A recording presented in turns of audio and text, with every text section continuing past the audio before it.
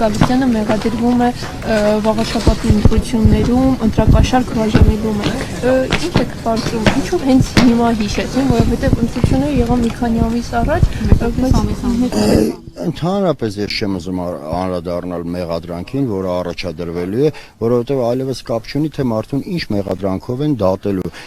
Կարևորը այս իշխանությունների համար գտնվի մարդը, մեղադրանքները արդեն նախօրոք կազմված են եւ մարդու պարագայում գտնվելու պարագայում միանգամից այդ մեղադրանքները առաջադրվելու են, այնպես որ քննարկել մեղադրանքի բովանդակությունը դա կարծում եմ որոշակի առումով նույնանալու է, որ մտնես այս իշխանությունների հետ քննարկումների իրենց իսկ դաշտում պետք է ընդհանրապես անտեսել առաջադրված մեղադրանքները եւ շեշտադրումները անել քաղաքական հետապնդումների համար, որովհետեւ ակնհայտ է այս ամենը կրում են միայն ու միայն քաղաքական բնույթ։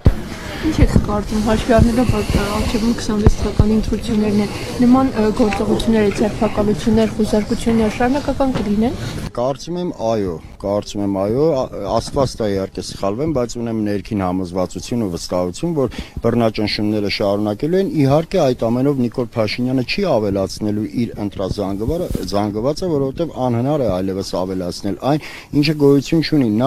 Նրա միակ իրական հենարանը, եթե այսպես վերցնենք ժողովրդի կողմից, փոքր լումպեն հատվածն է։ Նա ոչ թե ցանկանում է այս գործողություններով շահել ընտրողների սիրտը, այլ ինչպես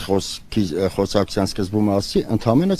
ցանկանում է վախի մթնոլորտ ստեղծել, որպեսզի նույնիսկ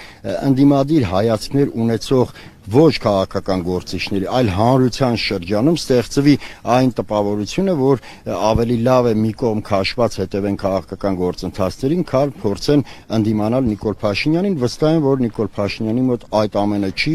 հաջողվելու, որովհետև ցանկացած բռնաճնշում ի վերջո հանգեցնում է վակուումի, իսկ այդ վակուումը ունի պայթելու շատ հետաքրքիր ունակություն։